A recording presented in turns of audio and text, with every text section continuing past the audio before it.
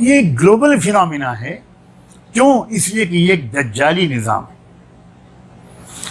پوری دنیا پر کنٹرول حاصل ہو چکا ہے دجال.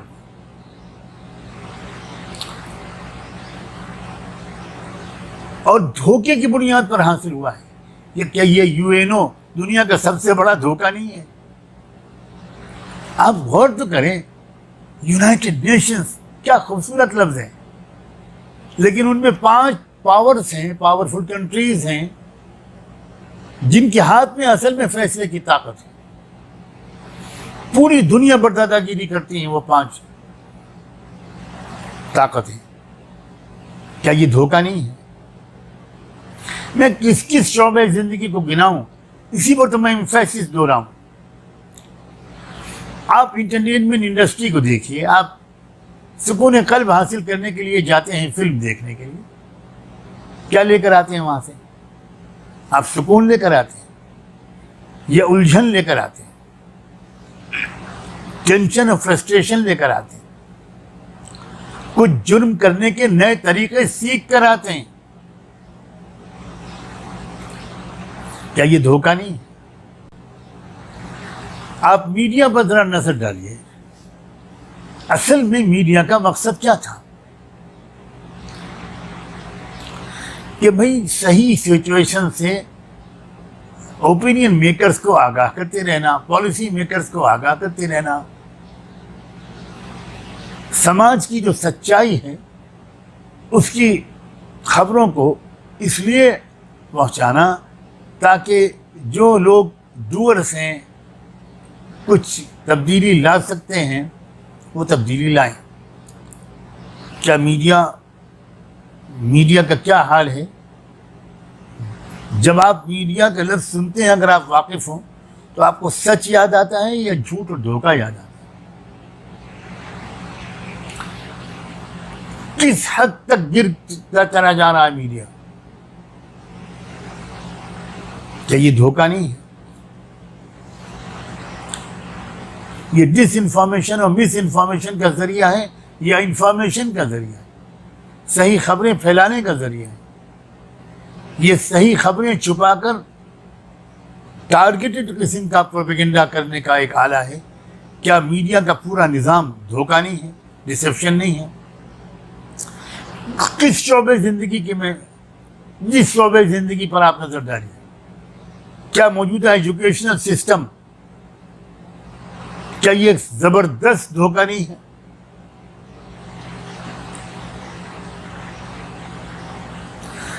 کیا مجھے کہنے کی اجازت دیجیے، کیا موجودہ میڈیکل سائنس زیادہ تر ڈسیپشن اور دھوکے پر مبنی نہیں ہے؟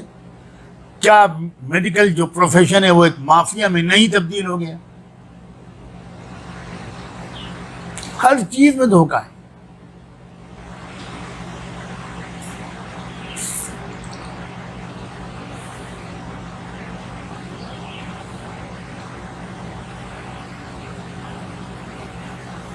تو اس لیے میں عرض کر رہا ہوں کہ چونکہ اس دجال کا جو پیچھے سے پورا نظام چلا رہا ہے، اللہ کی دی ہوئی اس شیطانی طاقت کو استعمال کر کے جو اس کو دی گئی ہے. ہمارے امتحان کے لیے دی گئی ہے. آپ اعتراض کریں کہ کیوں دے دی اللہ نے، پھر تو آپ اعتراض کیجئے کہ اللہ نے شیطان کو کیوں پیدا کر دیا. یہ دجال اور شیطانی طاقت، ابلیس اور شیطان کے درمیان کیا رشتہ ہے، اس کو لفظوں میں ڈیفائن کرنا بہت مشکل ہے. وہ 100% انسان بھی نہیں ہے، اور خود فی نفسی ہی بذاتی ہی، یعنی اپنی پرسن کی حیثیت میں ایک ابلیس ہو، ایسا بھی کہنا مشکل ہے. لیکن یہ ضرور ہے کہ ابلیسی طاقت اس کے اندر اتر گئی ہے، اور زبردست کنیکشن ہے اس کے اندر اس سے اور ابلیس کا، اس سے اور شیطان کا. اس کا پورا وجود خالص انسانی وجود نہیں ہے. اس میں یہ صلاحیت ہے کہ کب کس میں اتر جائے، کب کس کو انفلوئنس کر دے. رحمت دو عالم صلی اللہ علیہ وآلہ وسلم کے دور میں یہ جو ایک لڑکا تھا جس کا نام ابن سیاد تھا، پہلے بھی میں اس کا تذکرہ شاید کر چکا ہوں، اس کے بارے میں یہ خبر مدینہ منورہ میں عام ہو گئی تھی کہ ایک یہودی گھرانے میں ایک ایسا لڑکا پیدا ہوا ہے جس کے اندر کچھ عجیب کرشماتی قسم کی باتیں ہیں، وہ سوتا بھی رہتا ہے، جاگتا بھی رہتا ہے، اور عجیب عجیب قسم کی باتیں بتاتا رہتا ہے۔ اس کے بارے میں مشہور ہو گیا تھا کہ وہی دجال ہے۔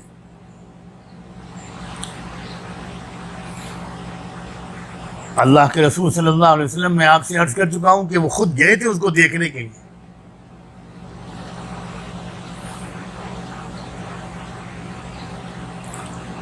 اور آپ نے ایسے اشارات چھوڑے اس وزٹ میں جس سے یہ تو ثابت ہو گیا کہ وہ دجال نہیں ہے، وہ والا دجال نہیں ہے جو آخری زمانے میں آئے گا۔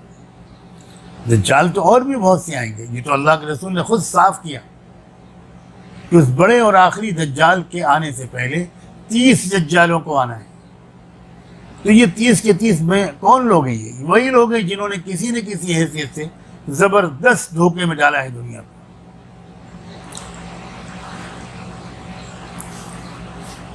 بہت سے نام میرے ذہن میں آ رہے ہیں، لیکن میں ان کو لینے سے اوائڈ کر رہا ہوں کہ بہت ہی کم لوگ ہوں گے جن کو وہ نام بحیثیت اپنے زمانے کے دجال کے ہضم ہوں گے۔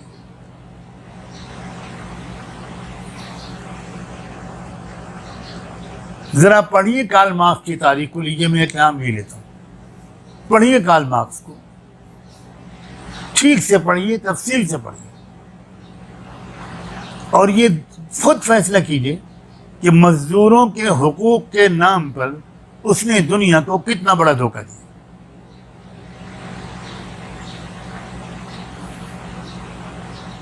اگر میں کارل مارکس کی تاریخ ہی بیان کرنے لگوں تو مجھے تو شاید 1 مہینہ تو اسی میں لگ جائے گا۔ یہ جو سسٹم ہے کمیونزم اور سوشلزم، کیا یہ دھوکے پر مبنی نہیں ہے؟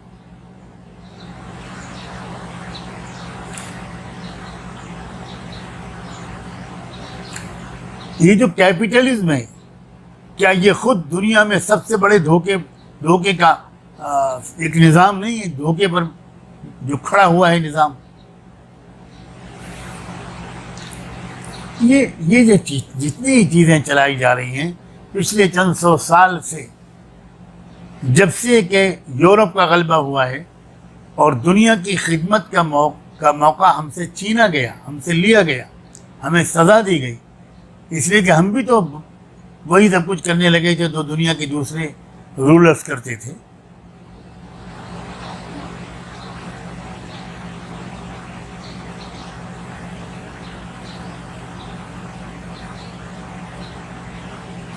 یہ first world war, second world war, یہ کیا ہے؟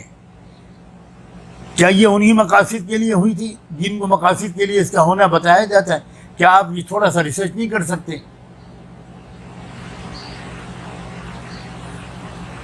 یہ جو نیوکلیئر اٹیک ہوا تھا جاپان پر، اس کے پیچھے کیا ہوا تھا؟ کس طرح کا ایک زبردست ایک مصنوعی حملہ امریکہ نے خود اپنی فوجیوں پر کروایا تھا؟ یہ ثابت ہو چکا ہے میرے عزیزوں۔ 9/11 کے بارے میں تو ابھی بحث چل رہی ہے، لیکن وہ تو ایک بالکل ثابت شدہ حقیقت ہے کہ امریکی فوجیوں پر حملہ کروایا گیا۔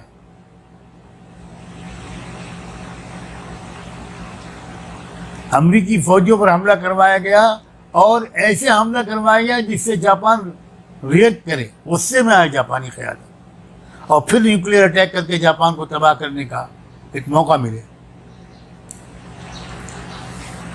یہ جو رائیول پاورز ہیں، میں کوشش کروں گا کہ ان کو سپر پاور کے نام سے اب یاد نہ کروں، کیونکہ سپر پاور صرف ایک ہے دنیا میں، سپریم پاور صرف ایک ہے، اور یہ جتنی سپر پاور سو کالڈ ہوتی ہیں، یہ اس سپریم پاور کو چیلنج کرنے کے لیے کھڑی ہوتی ہے۔ انا ربکم الاعلی، یہ مزاج ہے بڑی طاقتوں کا کہ ہمیشہ جب ان کی طاقت بڑھ جاتی ہے تو وہ ساری دنیا کو اپنے بندے اور بندیاں بنا کر رکھنا چاہتے ہیں اور خود خدا اور رب بن کر دنیا کو چلانا چاہتے ہیں۔ مگر یہ بھی یاد رکھیے کہ جب دنیا میں فرعونی طاقتیں خدائی کا دعویٰ کرنے لگتی ہیں اور ان کا ظلم ایک حد کو کراس کرنے لگتا ہے، وہی وقت ہوتا ہے دنیا کو، ان کی قوموں کو اور انسانی برادری کو، انسانیت کو ان ظالموں سے چھٹکارا ملنے کا۔